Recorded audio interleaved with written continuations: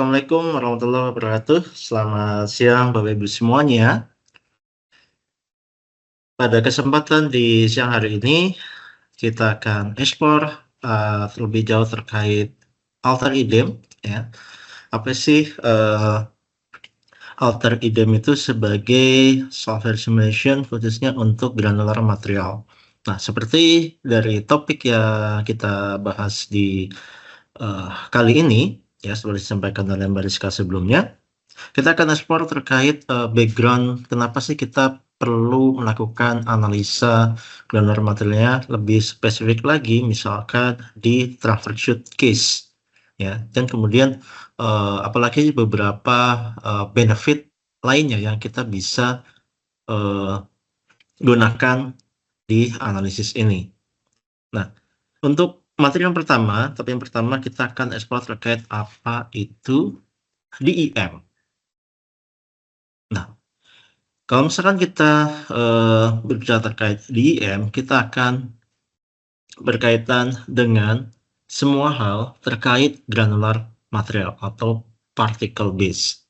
Nah, sebenarnya seperti kita lihat di sini, ya, range-nya cukup luas dari mineral ore, kemudian pharmaceutical industries, atau juga ke agricultural misalnya, industri pertanian, ya.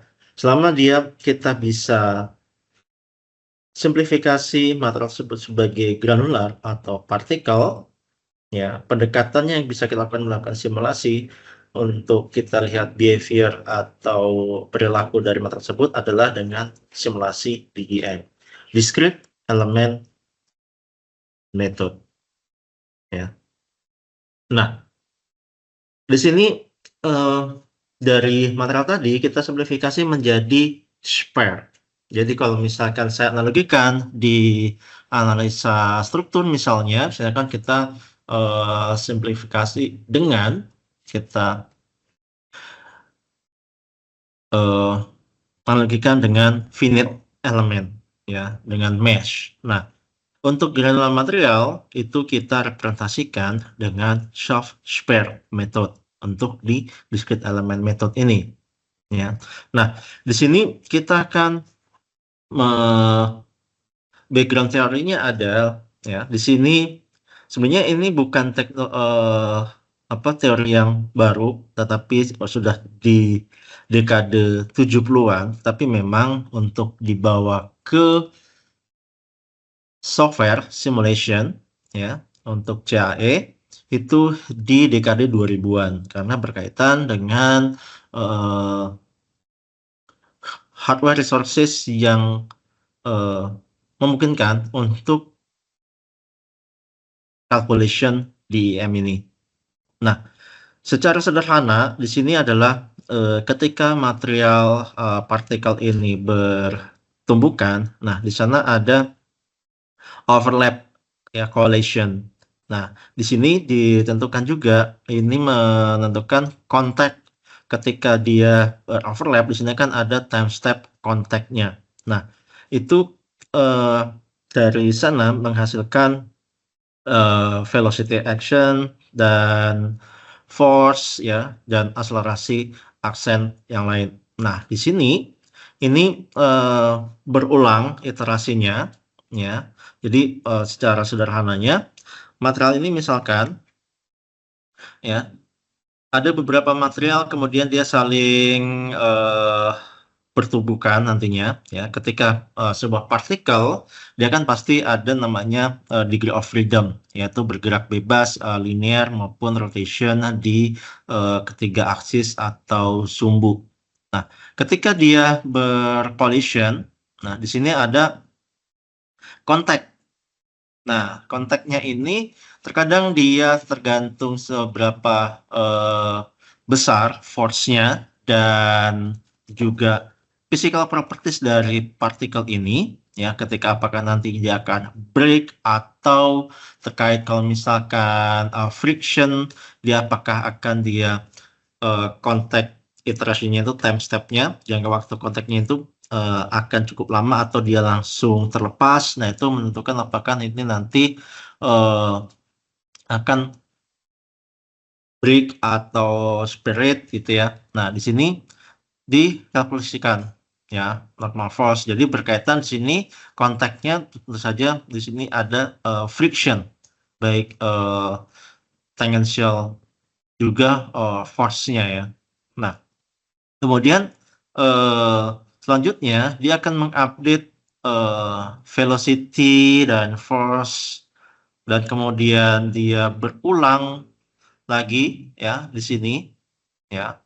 Nah, di behavior atau fenomena ini ya, ini adalah melandasi calculation di software alter idem.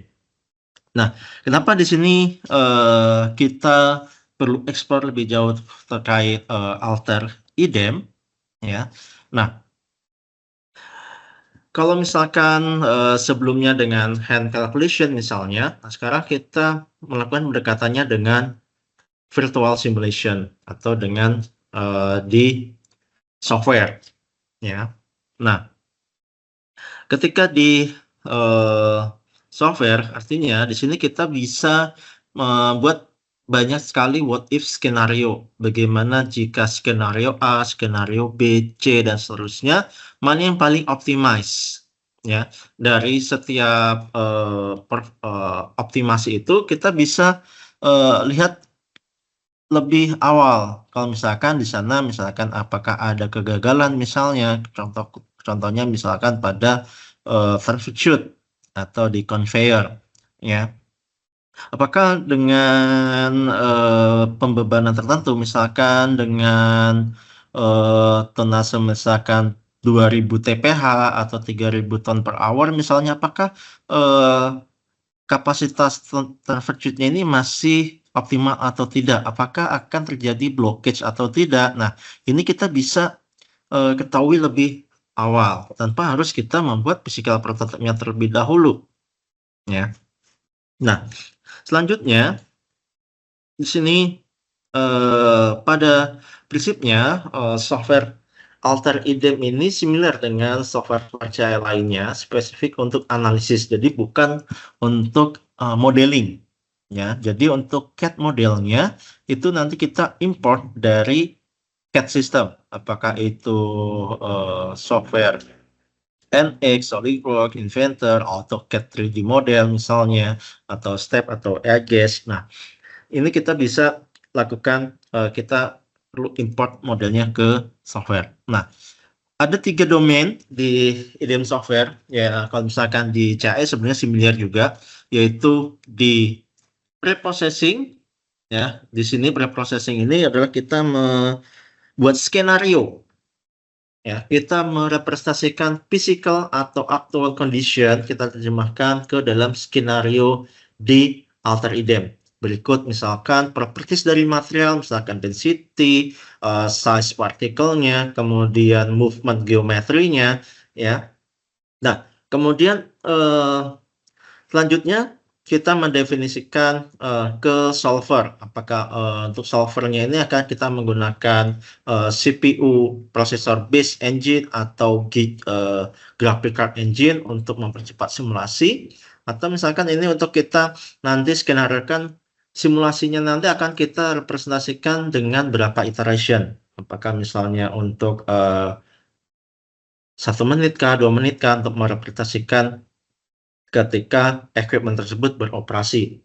Nah, terakhir yaitu di post processing. Nah, post processing ini di sini adalah kita menginterpretasikan result data yang dihasilkan oleh software. Ya, sebagai contoh misalkan dari software ini kan nanti akan ditampilkan misalnya kita ingin menampilkan data velocity partikelnya misalnya, atau misalkan force impact yang terjadi ke equipment. Nah, kemudian kaitannya dengan friction antara partikel ke geometri, misalkan nanti kita ingin lihat penyebaran wear atau abrasiveness-nya ke geometri, atau misalkan kalau transfer misalnya di liner di plate-nya misalnya seperti apa, kita ingin melihat apakah aliran materialnya sudah cukup stabil atau optimize atau belum, apakah velocity-nya ini akan impact menghasilkan input tertentu ke bit conveyor-nya misalnya. Nah, di sini kita menginterpretasikan result dari data yang disajikan oleh alter idem. Nah, kemudian ketika misalkan di sini kurang optimis misalnya, kita revert back ke entah itu kita modify geometrinya atau misalnya kita ubah skenario-nya supaya lebih optimis. Nah, di sini kita bisa membuat beberapa what if skenario tanpa harus kita lakukan actual operation, ya. Nah, tadi kita setup book material, jadi ini di pre-processing, ya, di grade skenario. Sebagai contoh misalkan dari transfer shoot, kita tentukan misalkan throughput berapa TPH, kemudian belt speed conveyor-nya berapa meter per second, kemudian apakah ada moving part pada geometri tersebut, misalnya pada deflektornya misalnya, ya. Nah, kemudian kita simulasikan. Nah, data-data apa saja di sini yang kita bisa ambil, ya? Banyak, tergantung kita ingin melihat kecenderungannya apa. Misalnya ketika saya ingin melihat apakah pada transfer shoot ini akan ada kecenderungan blockage atau tidak. Oke. Nah, berarti di sana kita akan melihat grafik velocities dan pertumbuhan di sini, pertumbuhan apakah massa di sini akan kondisinya seperti apa? Apakah stabil, konstan, atau dia akan ada kecenderungan penumpukan di sini, ya, misalkan di sini, ya. Nah, di sini kita bisa lihat, misalkan di sini, ya, apakah akan ada penumpukan massa atau tidak. Nah, velocitiesnya seperti apa? Ya, di sini kita akan bisa bagaimana kita mengcapture itu. Nah, di sini kita bisa tempatkan beberapa virtual sensor. Ya, virtual sensor ini di IDEM untuk mengcapture data. Nah, kalau misalkan di conveyor belt misalnya, kita ingin melihat misalkan di sini, ya, kita ingin melihat perbandingan kecepatan velocities partikel ketika touch dengan belt conveyor, kita bandingkan dengan speed dari conveyor belt-nya, ya. Nah, ini kita dari sini kita bisa dapatkan beberapa behavior, ya. Misalnya apakah di sini akan ada material yang spillage, ada kebocoran, atau malah di sini menumpuk, ya. Nah, oke. Itu terkait alter idem benefit, salah satu benefit ketika kita menggunakan alter idem untuk kita melakukan simulasi terkait granular materialnya. Nah, sekarang lebih spesifik lagi, kita akan ke case tadi, misalnya di sini transfer shoot, ya. Nah, dan background-nya adalah kenapa sih kita harus melakukan analisis, ya. Nah, ini ada beberapa common problem yang biasanya sering dihadapi di transfer shoot, ya. Misalkan di sana blockage. Nah, ini yang termasuk di sini blockage pada dinding shoot, ya. Nah, ketika di sini ada plak makin lama makin tebal, kemudian dia akan menumpuk menjadi blockage. Jadi alirannya menjadi kurang maksimal, ya. Nah, kemudian ketika di sini ada blockage, misalnya di sini ada material yang stay di sini, ya. Kemudian makin lama makin numpuk. Kalau misalkan di sini strukturnya kurang kuat atau plannya kurang kuat, ini akan juga failure strukturnya, ya. Nah, karena di sini kan speed-nya mungkin bisa sampai 10 atau 6 meter per second. Kemudian kita bandingkan dengan density-nya, ya di sini tentu saja di sini akan bisa juga akan menyebabkan failure di shoot-nya. Ya, di sini ada beberapa blockage, kemudian dust emission.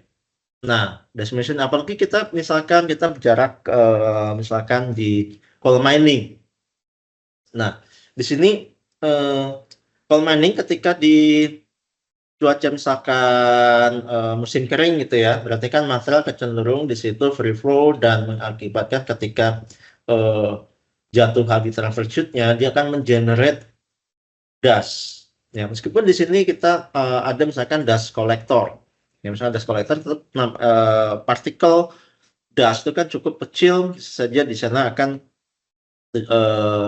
terekspos ke environment, ya, menjadi environment hazard dan jadi buruk untuk lingkungan. Nah, kemudian kalau misalkan tadi transfer chute-nya kita lihat, ya. Nah, di sini sebagai contoh efek dari misalnya titik jatuh material ke belt yang tidak seimbang, ya, di sini akhirnya dia tidak, ya, kalau misalnya satu penambang seperti ini, nah, posisi material di beltnya, ya, di sini tidak balance. Nah, apa salah satu efeknya? Kita lihat pasti di sini beltnya dia akan menjadi lebih suffer dibanding sini, ya. Nah, kan di sini harusnya di sini misalkan katakanlah untuk 6 bulan, mungkin 3 bulan di sini area di sini akan sudah menjadi lebih halus fan beltnya. Nah, kemudian di itu beberapa challenge-nya. Nah, di sini ketika di judicial requirement-nya, ya, nah pasti kan di sini beberapa output-nya misalkan ya tadi yang kita untuk mengadres beberapa challenge isu tadi ya, misalkan where, kemudian baik itu polusi suara misalnya, dan juga di sini dust emission, ya. Nah, di sini kita perlu consider ketika kita merancang transfer chute, atau juga ketika operation kita ingin evaluate apakah ada yang kita bisa perbaiki misalnya. Ya, biasanya kalau misalkan di transfer chute ketika blockage itu biasanya kita di sini manual, ya, manual dengan stick, kemudian kita bersihkan atau dengan water spray, water cannon di sini, ya. Nah, saja di situ perlu ada manual work yang perlu kita lakukan untuk bersihkan blockage atau plug di transfer chute. Oke, kalau misalkan kita bandingkan impact-nya beberapa isu tadi, ya. Nah, pasti kalau misalkan kita perlu manpower untuk membersihkan blockage misalkan, dan perlu untuk alasan safety, biasanya juga kita perlu ada downtime di sana, ya. Nah, karena di sana ada aliran yang kurang maksimal karena adanya blockage atau banyak material spillage di sisi output ketika keluar dari chute di belt, ya, di sini. Nah, kemudian karena kita tidak bisa misalkan ada failure di linernya yang di luar schedule misalnya, di luar schedule for haul misalnya, sini liner, dan tentu saja pasti sini kita perlu downtime. Nah, kemudian ketika kita ada downtime conveyor, kita bayangkan di sini cost-nya berapa, ya. Bahkan di conveyor, misalkan transfer chute ini kan harapannya kita maksimal bekerjanya terus ya, bahkan 24/7 kalau bisa misalnya. Nah, kalau misalkan dengan rate 2000 TPH, ya, berapa ketika kemungkinan loss yang akan kita dapatkan untuk downtime selama 3 jam misalnya, ya. Saja ini costly, ya, untuk operation transfer chute yang di sana banyak isu yang biasanya kita countermeasure-nya dengan manual atau dengan trial and error, dan itu harus kita lakukan dengan aktual physical improvement, ya. Nah, kemudian selanjutnya, ya, bagaimana mengatasinya misalnya, ya. Nah, di sini kalau misalkan kita sudah pada chute yang beroperation, misalnya kita perlu examine, misalnya kita ingin identifikasi apa kira-kira penyebab permasalahannya misalnya? Apakah ketika materialnya terlalu kering, jadi menjadi gas emisinya menjadi lebih tinggi, berarti harus kita tambahkan di sana misalkan water spray di area outputnya misalnya, atau gas kolektornya kapasitasnya kita tambahkan misalnya. Nah, di sini ya pada awalnya di sini kita bisa lakukan misalkan saja kita bisa pendekatan dengan Hell calculation misalnya, ya. Misalnya kita mendapatkan beberapa properti misalkan particle size, kemudian velocities, kemudian throughput. Nah, kemudian sini kita bisa perkirakan angle-nya ya dari beberapa properties ini, ya. Kemudian di sini kita bandingkan dengan elevasi, ketinggian H di sini, nanti kita bisa perkirakan trajektorinya akan ke arah mana, misalnya. Nah, ini doable, artinya kita bisa lakukan dengan hand calculation ini, ya, untuk memperkirakan titik jatuh material ini, baik itu di deflektor atau di dinding chute-nya, atau juga di output belt-nya di sini, ya.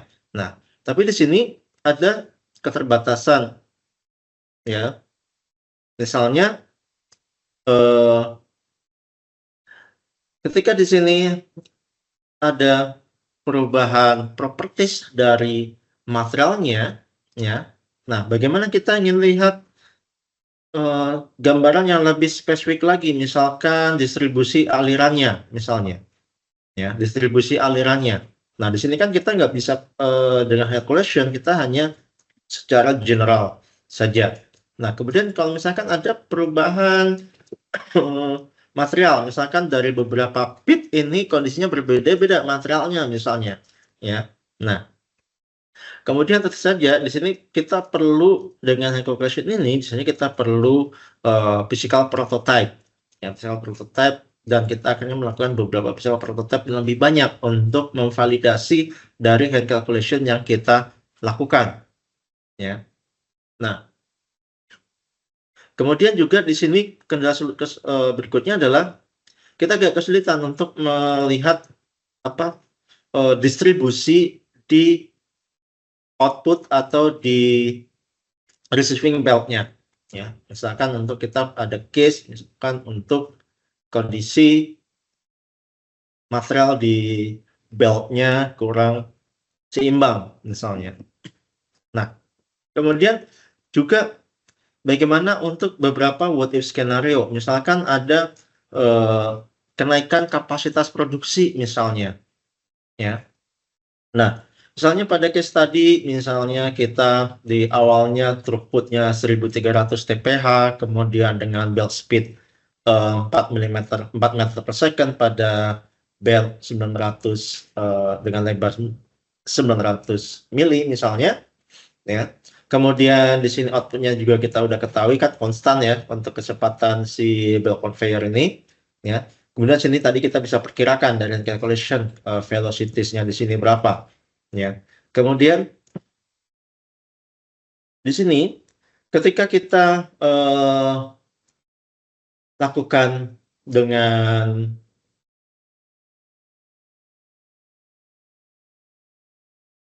TPH buat skenario yang pertama misalnya, ini perform dengan bagus misalnya.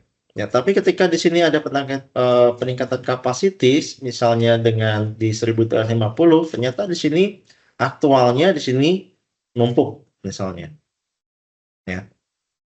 Nah, ini kita bisa analisa terlebih dahulu di Alternate, ya. Jadi beberapa skenario ini sebelum kita lakukan di aktual fisiknya, ya, biasanya kita validasi dulu apakah improvement atau perubahan kapasitas yang akan kita lakukan ini impact-nya seperti apa ke conveyor misalnya, ke transfer chute-nya, ya. Nah, ini ada real case study, ya, yang ada di salah satu customer Altair idem di channel untuk mining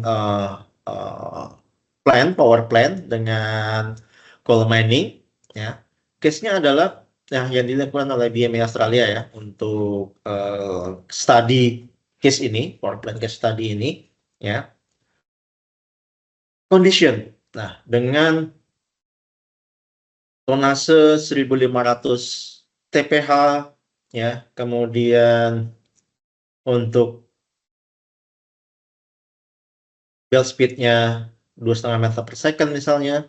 Nah, di sini ada beberapa isu, ya.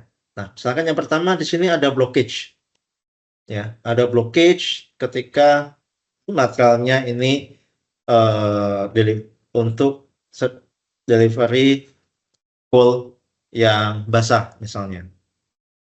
Nah, kemudian di sini ketika materialnya kering, nah dust emission-nya di sini tinggi, ya, dust emission di sini di receiving belt, ya.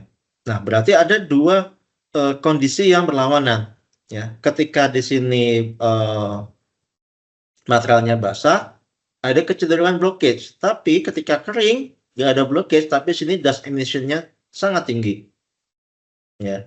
Nah, kemudian di sini, ya. Nah, kalau misalkan di sini dust emission-nya, ya, ketika material kering sampai 78,6 mg per cubic meter. Juga di enchute di sini, ya, di enchute di sini. Nah, di sini ada spillage, ya, ada spillage material yang keluar dari conveyor, ya, keluar dari conveyor di sini.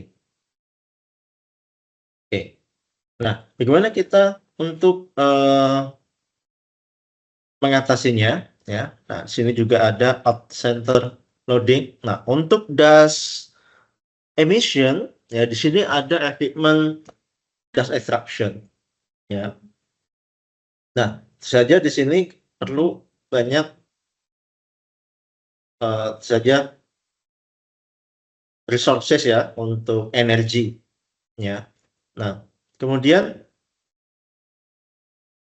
dilakukan simulasi improvement untuk chute pada current condition tersebut, yaitu dengan diawali dengan melakukan prosedur material calibration testing. Jadi kita ambil sampling dari conveyor untuk kita mendapatkan properties dari wall-nya.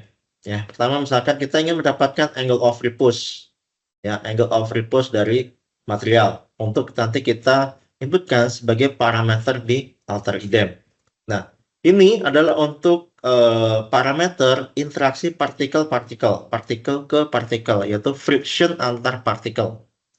Nah, kemudian selanjutnya di sini ada sliding test. Nah, sliding test ini dilakukan untuk mendapatkan properties material ini dia akan luruh pada derajat keberapa, misalnya.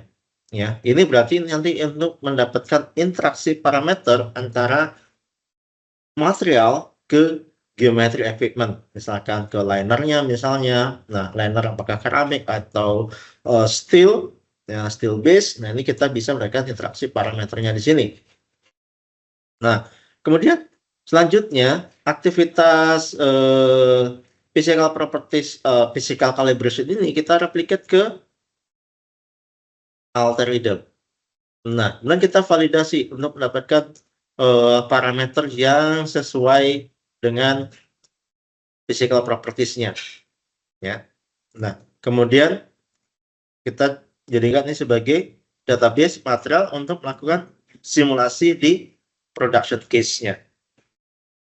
Kemudian di selanjutnya, ya, di sini ada improvement, ya. Pada awalnya di sini di enchute-nya di sini straight, lurus, ya.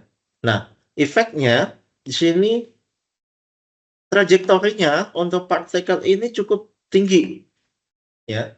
Kalau misalnya kita catat di sini, kita lihat di sini dari data result yang ditampilkan, maksimal bahkan sampai di 12 meter per second, cukup tinggi. Bayangkan kalau misalnya materialnya cukup kering, tidak heran kenapa di sana banyak mengenerate dust emission yang cukup banyak. Nah, kemudian di sini karena velocity-nya cukup tinggi dan deviasi antara speed conveyor-nya cukup besar, ya makanya di sini terjadi banyak penumpukan. Kemudian akan mempopulate juga di sini spillage material yang di ujung belt conveyor ini. Nah, biasanya di area di situ biasanya dia juggling seperti ini materialnya, ya. Nah, juggling. Nah, sini banyak material yang berputar-putar terus di sini terus. Nah, efeknya apa? Pastikan ada coefficient friction di batu bara, abrasiveness-nya. Nah, kalau misalkan di sini banyak material yang juggling di sini, berarti kan sini akan menggerus performance dari belt conveyor itu sendiri. Ya, selain itu spillage. Nah, kemudian efek yang lainnya di sini tidak seimbang pembebanan di conveyor-nya. Jadi di area di sini akan menjadi lebih suffer untuk belt conveyor-nya. Ya. Nah, oke. Kemudian improvement apa yang dilakukan? Nah, di sini ada what if skenario dengan mengubah geometri dari enchute. Ya, mengubah geometri dari enchute-nya di sini. Yang tadinya lurus, di sini agak curve. Ya. Nah, tujuannya apa di sini? Untuk menghambat mengurangi speed atau velocities dari material di enchute. Ya, kalau misalnya kita lihat di sini, ya, nah di sini cukup tinggi. Nah, sini memang tinggi jatuhnya, ya, tapi di sini dia beratnya di rem, ya, makanya di sini speednya menjadi lebih rendah dan deviasi antara conveyor speed dengan material yang jatuh deviasinya tidak terlalu tinggi. Nah, makanya di sini material yang stay di sini, yang juggling tadi berkurang. Ya, di sini menjadi lebih seimbang distribusi material di belt conveyor-nya. Ya. Nah, karena di sini velocity-nya deviasi velocity-nya tidak terlalu tinggi, otomatis ini menjadi lebih smooth ya ketika dia material ini drop atau jatuh ke belt ya. Nah, dan ketika material kering pun ketika di area di sini di receiving belt di sini terus signifikan untuk si gas emission-nya. Nah, bagaimana kita menganalisa ini tadi? Nah, di sini kita mendapatkan data-data yang kita bisa dapatkan apakah ini menentukan ini defisitnya besar atau tidak. Nah, kita tempatkan sini namanya velocity sensor. Ya. Nah, velocity sensor untuk mengcapture data misalkan yang ingin kita capture adalah velocities misalnya.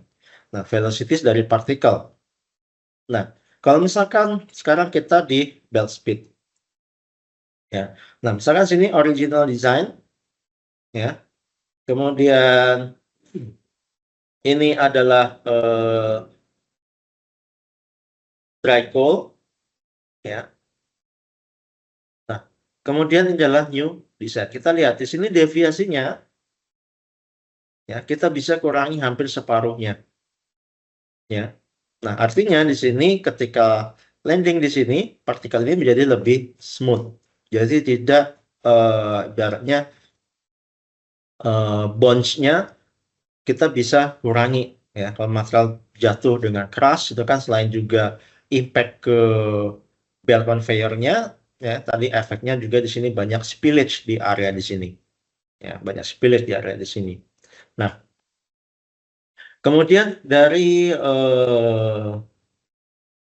kita untuk oke, ini masih di velocity analisisnya ya. Jadi misalkan di area di sini dan kita bandingkan di sini. Nah, nanti selain itu juga kita bisa tidak hanya untuk velocity saja, misalkan kita buat sensor di area di sini misalkan untuk kita capture data throughput-nya misalnya.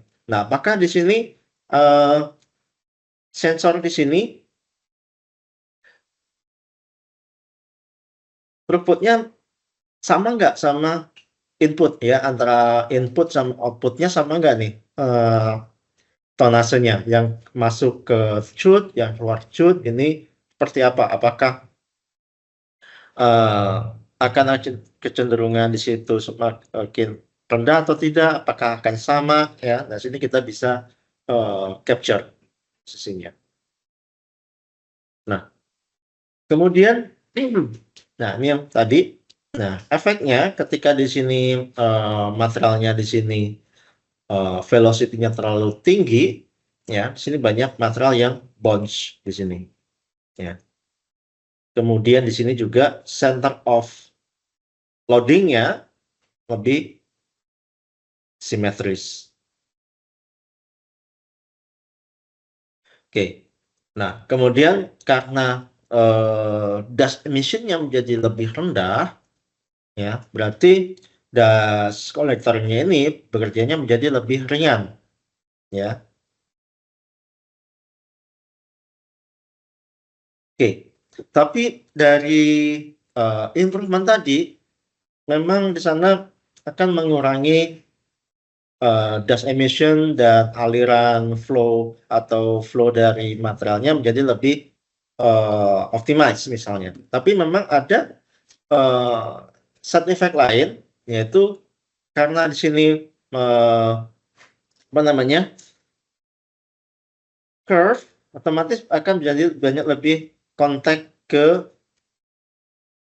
geometri dari chute-nya. Ya, tapi di sini kita bisa perkirakan area mana yang lebih terpapar dari wear, keausannya.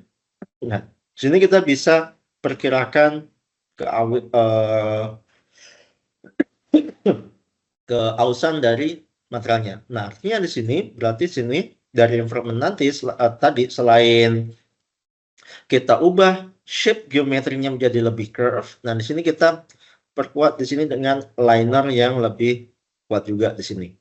Ya, linernya. Jadi nggak harus satu semua dinding kita tambahkan linernya. Jadi mana yang paling suffer untuk di linernya. Nah, ini kita bisa perkirakan juga. Ya. Nah, impact wear berarti ini akan tadi dari impact wear ini kan misalnya ini kan langsung jatuh. Nah, impact wear ini adalah terhadap force ya. Jadi jatuhan material yang nabrak ke dinding conveyor, dinding chute ya. Nah, kemudian kalau misalkan abrasif berarti dari gesekan partikel ke conveyor. Karena ini lebih curve, otomatis menjadi friction impact-nya menjadi lebih luas, area lebih banyak area di sini. Tapi di sini kita bisa perkirakan di sini dengan tambahkan liner di area di sini, ya.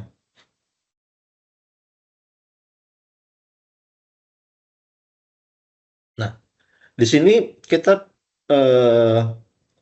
bandingkan ini adalah simulasi di IDEM, ya, kemudian sini adalah actual condition-nya. Nah, ini seperti yang kita prediksi di software analisis, dan memang kejadian di area yang lebih terpapar wear untuk abrasive wear-nya adalah area sudut di sini, ya. Oke. Nah, terakhir untuk di topik siang hari ini yaitu terkait breakage modeling atau di sini material untuk khususnya misalkan di case crusher misalnya, ya, di crusher, ya. Di alter idem di sini metodenya based on Tavares breakage modeling, ya. Jadi misalkan di sini untuk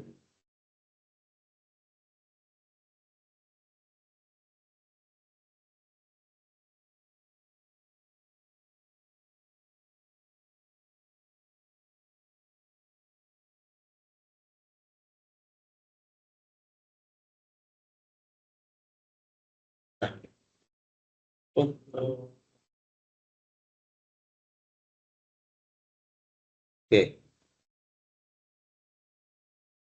Nah, misalkan ini ketika single impact, ya, material jatuh bebas seperti itu, dia akan breakage, ya. Jadi ada beberapa tipe impact, ya. Kemudian double impact, ya, misalkan ini pada kalau misalkan case-nya misalkan pada cone crusher misalnya, ya, cone crusher atau roller crusher atau jaw crusher, ya. Kemudian ini misalkan particle bed misalkan pada mill, ya, milling, ya, milling crusher, ya. Nah, ini kita bisa capture behavior breakage-nya di alter idem simulation. Jadi kita bisa perkirakan crusher equipment kita sudah cukup efektif atau tidak, ya.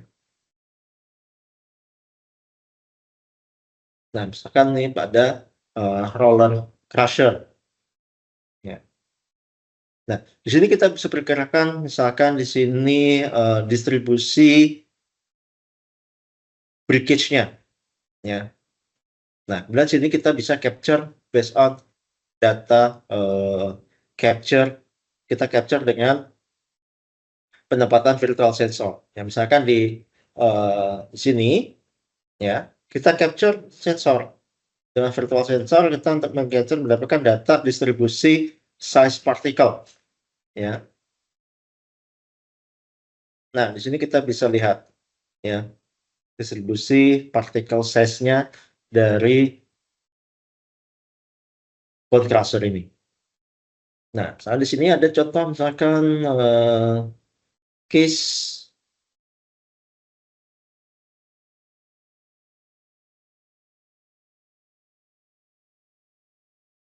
ada jaw crusher di mineral processing, ya.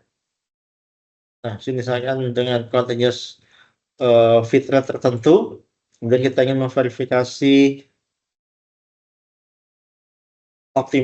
dan mengoptimize equipment-nya di sini, ya. Nah, di sini misalkan untuk beberapa tipe material, misalkan limestone, batu kapur, atau mineral ore, ya, dengan beberapa input material size dengan small size atau yang lebih besar misalnya. Nah, di sini kita bisa melihat distribusi partikel size-nya, ya. Dan di sini kita bisa capture ke dalam grafik.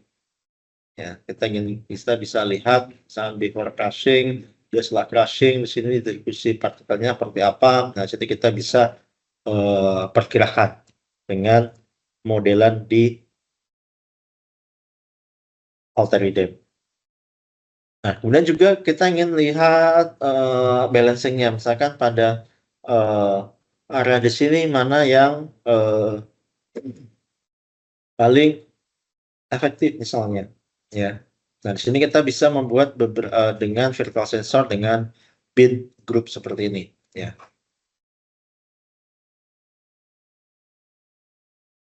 Oke. Kemudian selain behavior ke particle breakage-nya, kita juga ingin melihat impact ke geometrinya misalnya, ya. Nah, di geometrinya misalkan tadi di sini, ya, compressive force, kalau ini tadi compressive ke partikel, ya, kemudian mass flow sensor di sini, ya. Selain tadi kita mendapatkan distribusi size, juga kita ingin melihat flow sensor di equipment-nya. Nah, ini saya maksud interaksi ke geometrinya. Nah, di sini kita bisa melihat distribusi pressure atau force pada jaw plate-nya, movable plate-nya, seperti itu. Nah, ini untuk case study di breakage analysis. Oke, demikian untuk materi kita di kesempatan hari ini untuk introduction singkat terkait alter idem di beberapa case study. Misalnya tadi kita sudah explore terkait untuk mengadres beberapa challenge issue di troubleshoot dan breakage model skenario di crushing equipment. Oke, saya kembalikan ke Mbak Rizka waktunya. Dari Pak Ismail, monggo Pak, jika ingin di, jika ada yang ingin ditanyakan Pak. Oke, terima kasih Ibu. Siapa ini? Maaf, saya baru datang. Tadi Iya. ada meeting yang lain. Pak, kalau ini tuh partikel terkecilnya berapa yang bisa dihitung? Terus dia bisa mempertimbangkan faktor lingkungan nggak ya? Seperti misalkan ada angin kayak gitu.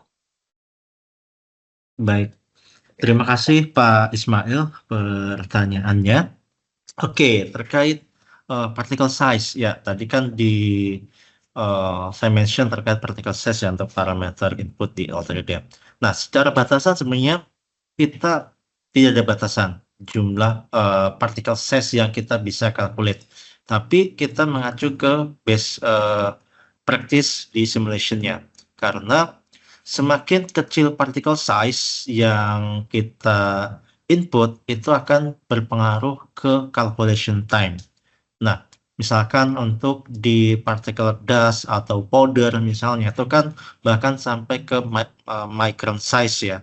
Nah, itu biasanya kita lakukan pendekatan dengan scale up metodologi. Jadi partikelnya nanti kita scaling up ya, scale up misalkan yang tadinya micron kita scale up sampai ke 1 atau 2 milimeter yang supaya calculation time-nya menjadi lebih efisien ya. Nah, terkait calculation methodnya nanti kami akan juga share white paper-nya terkait scale partikel ini ke Pak Ismail ya. Kemudian pertanyaan kedua terkait environment behavior yang berpengaruh di simulasi IDEM ini. Nah, misalkan tadi dengan flow atau airflow atau hembusan angin ya. Nah, di alter IDEM ini kita bisa simulasikan juga coupling ya.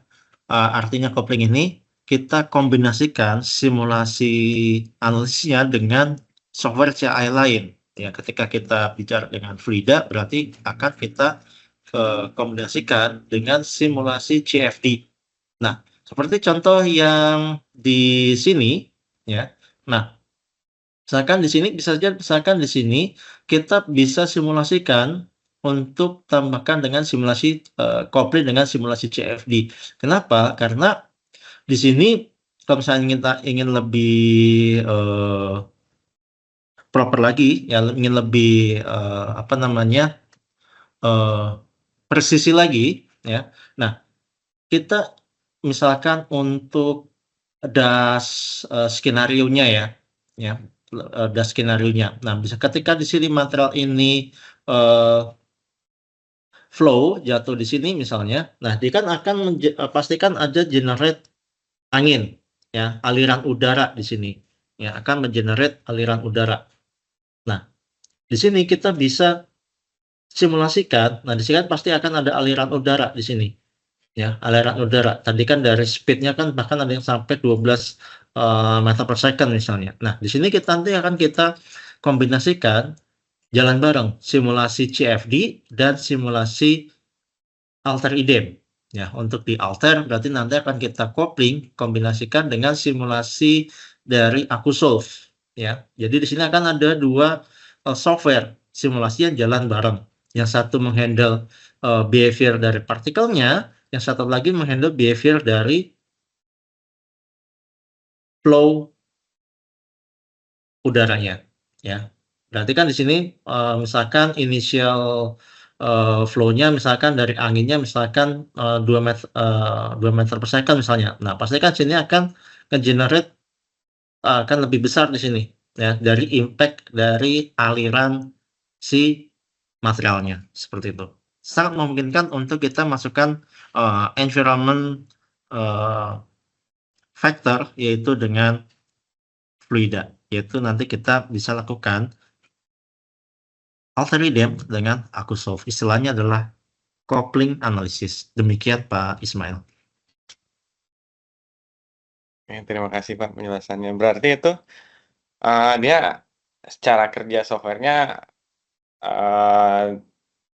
dia akan dibagi-bagi time frame berdasarkan pembagian apa? Kan kalau di IDM kan dia karena discrete-nya berdasarkan waktu kan. Jadi Yes. misalkan di setiap partikel itu masing-masing di waktu detik kesekian sama detik kesekian dia ada data force terus ada vektornya ya, vektor. Ya, betul. Jadi di setiap waktu itu si anak si kok apa sih apa tadi CFD, Akusoft ya? CFD, aku solve Ya betul. si CFD-nya itu dia ngitung lagi terus masuk ke time frame kedua ngitung lagi gitu ya. Iya, nah itu sinkronis Pak, jalan bareng.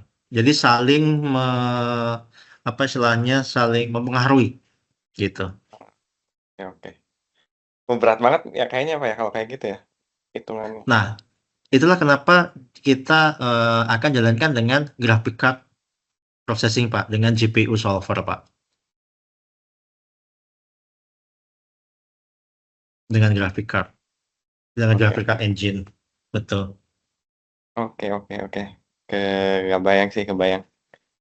Terima kasih Pak penjelasannya Pak. Sama-sama Pak Ismail. Dari Pak Ismail, apakah sudah cukup dengan penjelasan dari Mas Rian atau masih ada feedback Pak Ismail? Atau masih ada yang ditanyakan Pak? Udah cukup sih. Cuman dulu kayaknya saya pernah ini sih dulu sama Pak Doni ya sempat nanya masalah breakage ya. Itu pakai API itu bisa dikasih gambaran nggak sih Pak? Kayak gimana sistemnya? Dengan API ya Mas? Oke, baik Pak Ismail. Nah, dengan API itu eh, IDEM di versi 2019-an.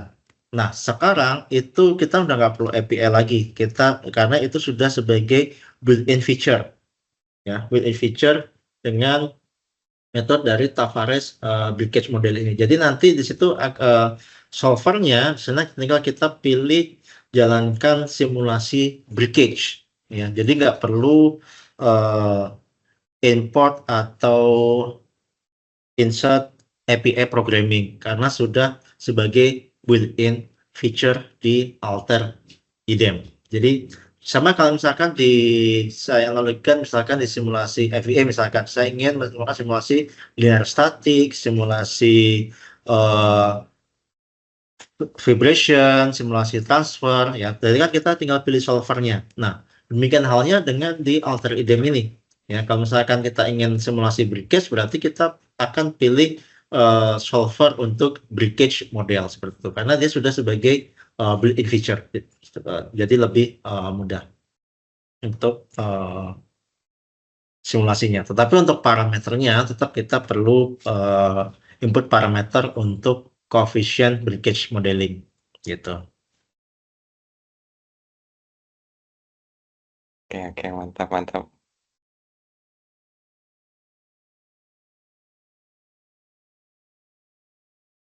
Oke, karena waktu sudah menunjukkan jam 3:16 menit, mungkin bisa kami cukupkan webinarnya. Terima kasih atas waktu dan kesempatannya Bapak Ibu sekalian. Saya tutup. Assalamualaikum warahmatullahi wabarakatuh.